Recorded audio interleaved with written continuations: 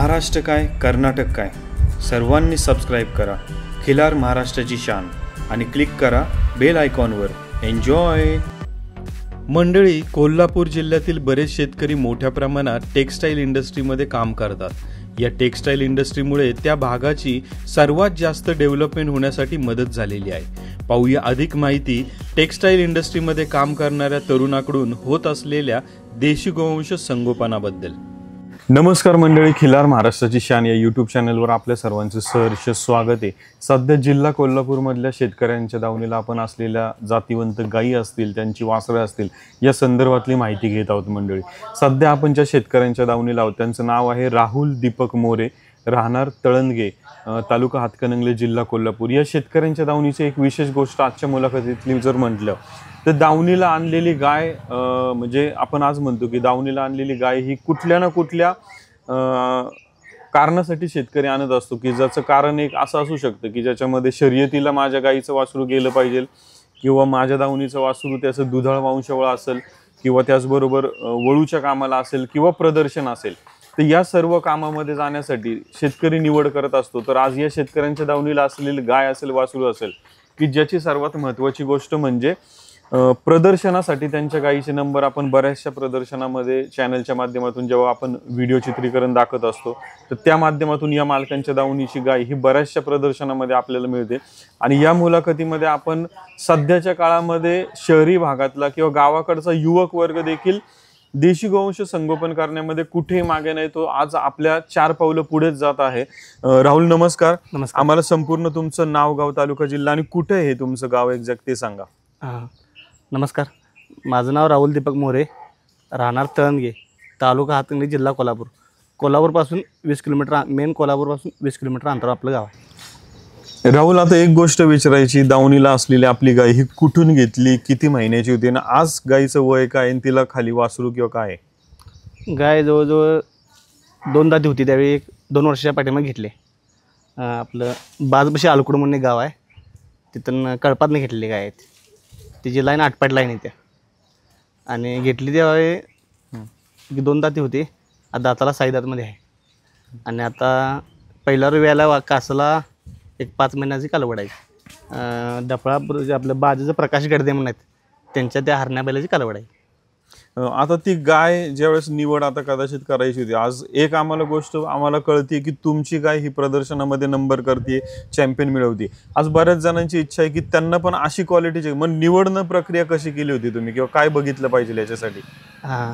नाही, त्यावेळी मला मिळायला गाय पण लय वेळ लागला, जवळजवळ 6 महिने ते वर्ष हुडकत होती। मला तशी पाहिजे तशी मिळालीच नव्हती गाय। मग सहज आमचे मित्र फाळकेवाडीचे राजेंद्र पाटील म्हणून आहेत, त्यांनी आपलं सोलंकर डॉक्टर यांच्या सल्ल्याने आम्ही तिथे गेलो होतो। कळपात हिंडत होती गाई, मग ती बघितली, मग ज्याची पाहिजे ती आपल्याला क्वालिटी दिसून आली नाही। आपल्या प्रदर्शनाला जी लागत्या, शिंग म्हणा, तोंड, चौक, शरीराचा कलर, बाकीचं त्यांचं फाउंडेशन सगळं आपल्याला पाहिजे तसं मिळालं, त्यामुळे आम्ही ती खरेदी केली।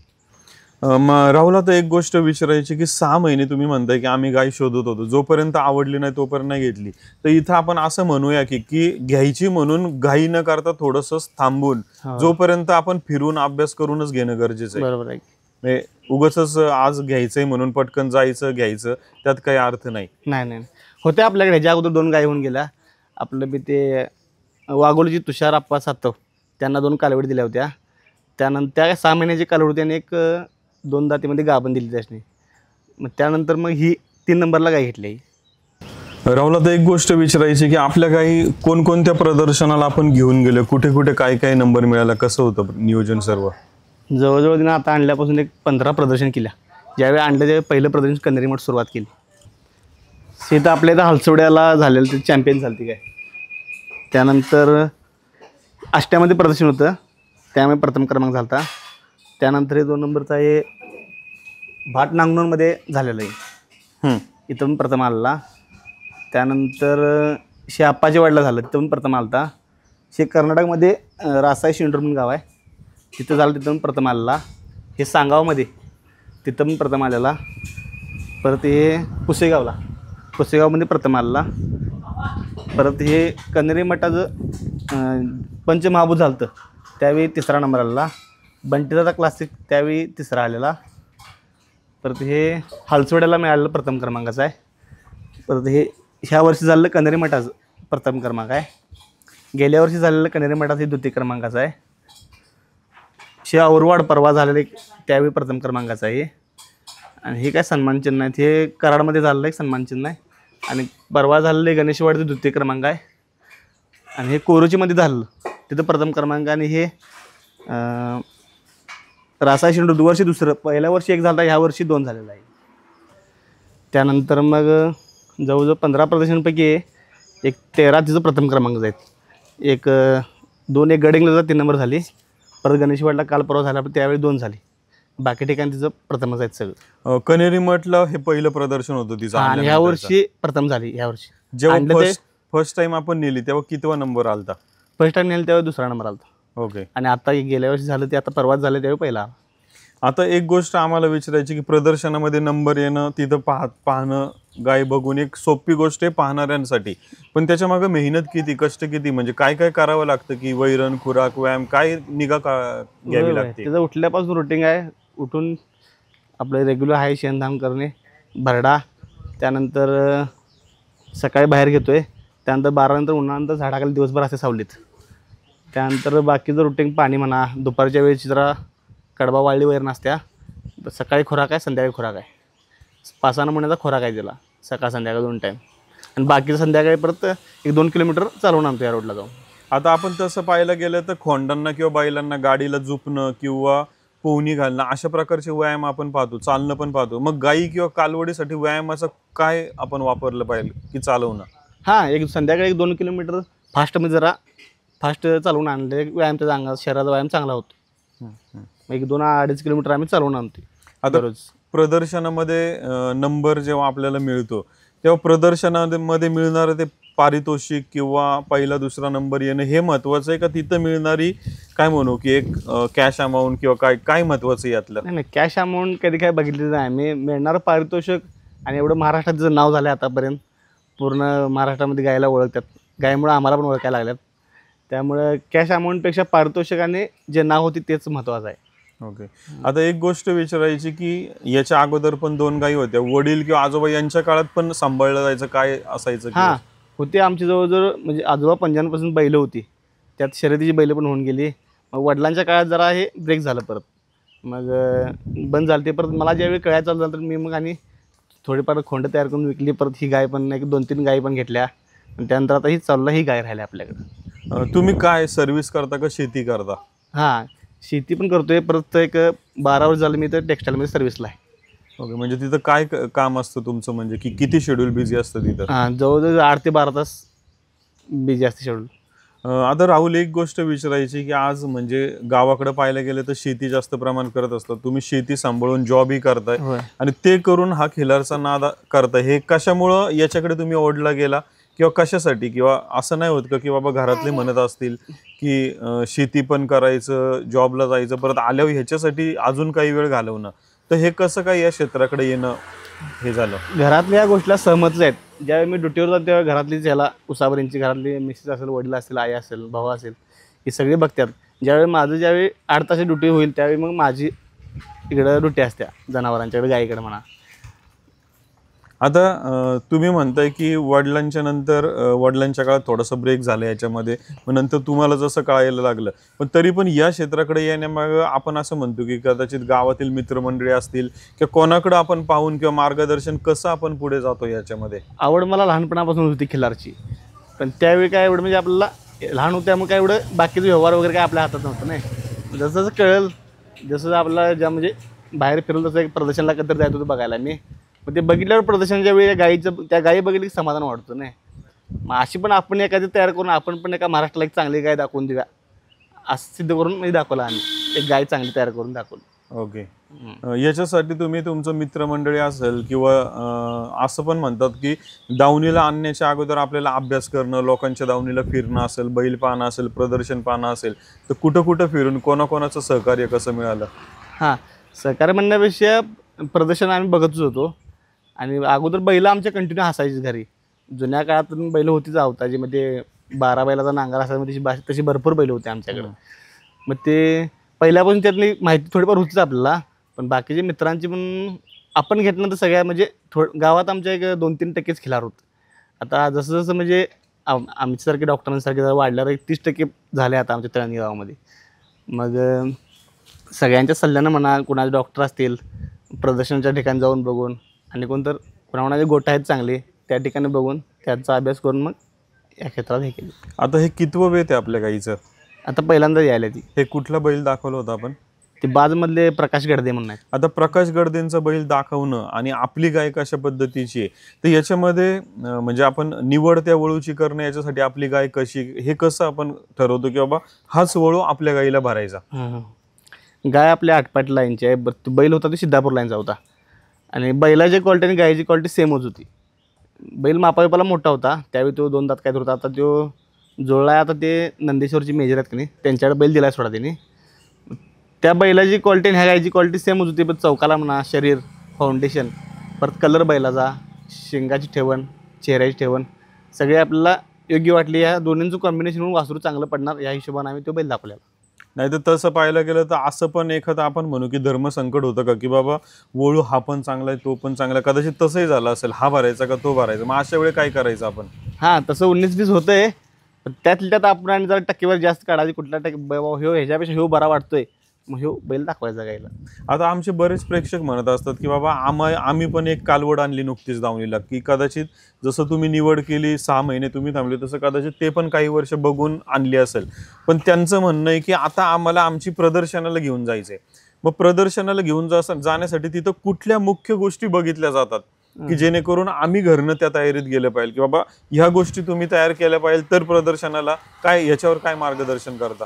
हां, सुरुवातीला आता गायींचं पण बरोबर वेगवेगळ्या क्वालिटी आहेत. म्हणजे खिल्लारमध्ये म्हणजे बऱ्यापैकी आहेत गायी चांगल्या, त्यातल्या टॉपच्या पण आहेत थोड्याफार.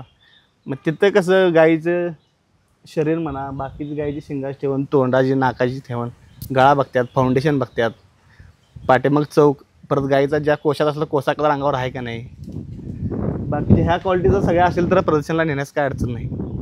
आता एक गोष्ट आपण हे विचारायचं की प्रदर्शनामध्ये गेल्यानंतर प्रत्येक जण एक रिंगण करून किंवा जशा पद्धतीचं तो मैदान आहे त्यानुसार आपण उभं केलं जातं.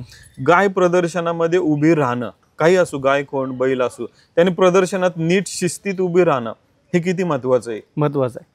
तिला आता सवय तशी लावता आली पाहिजे. आपण घरी असल्यावर वेळ आपल्याला मिळेल तसं, मग त्या पद्धतीने तिने राहू शकतात प्रदर्शनामध्ये. पण समजा तुमची गाय कदाचित सगळे पॉईंट्सला परफेक्ट आहे, ती प्रदर्शनात उभं राहायची सवय नसेल कदाचित, तर डॉक्टरांकडून किंवा निवड कमिटीकडून तिचे काही पॉईंट म्हणजे दुर्लक्षित होऊ शकते. तसं तुमची गाय व्यवस्थित नाही राहत नसलं, डॉक्टरांचे लक्ष कमी होते ना त्याच्याकडे. ओके, व्यवस्थित डॉक्टरांच्या ज्यावेळी निवड चालू होते त्या गाय व्यवस्थित उभा राहायला पाहिजे.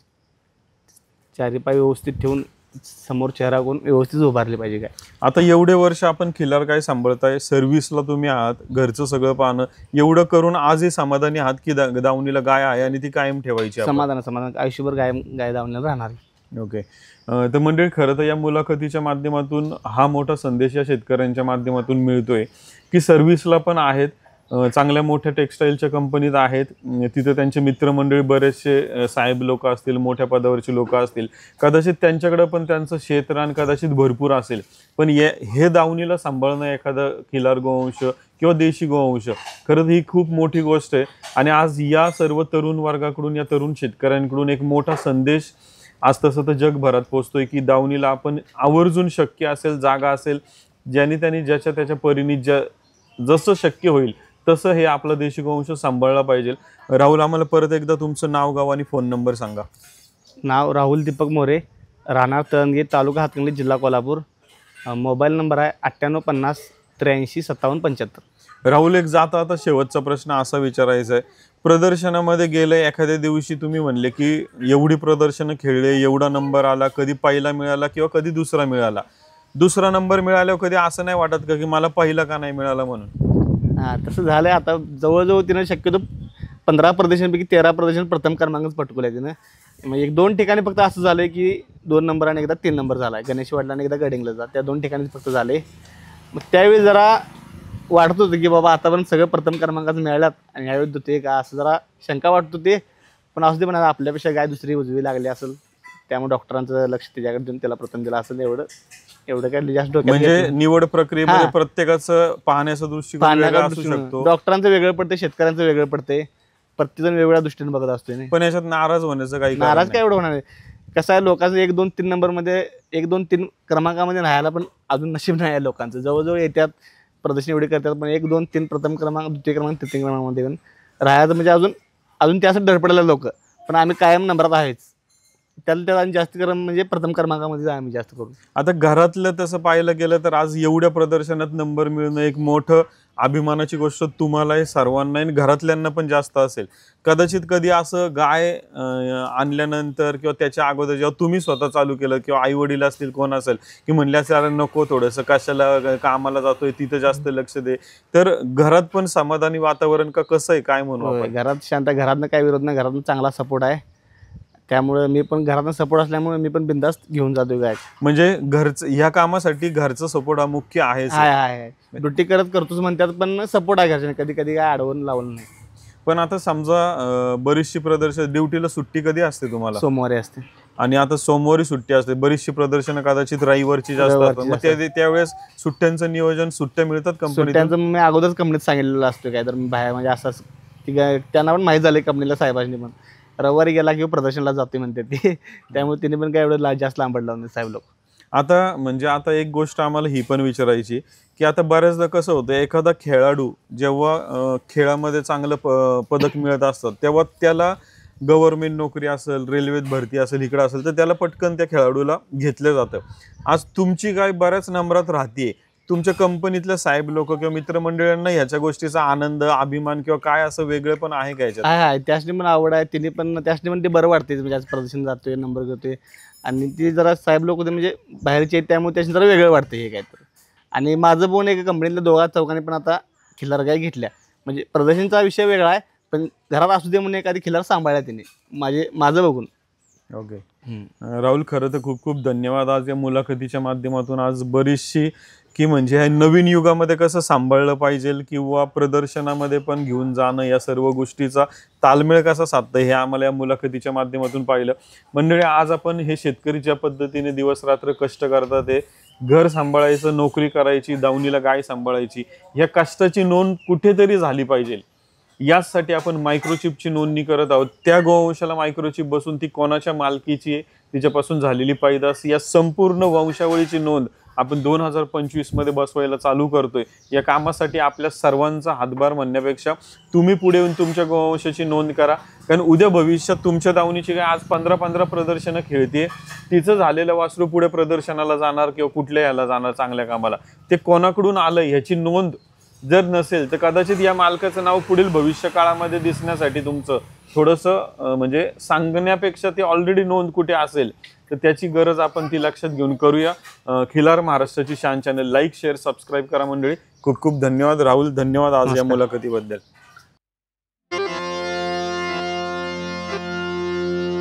अरे हे डौल शिवाराच सोन, ए रामा जिरहाजी, अरे ये रामा जिरहाजी, जिर जिर जिर जिरहाजी. खिल्लार महाराष्ट्राची शान, खिल्लार महाराष्ट्राची शान.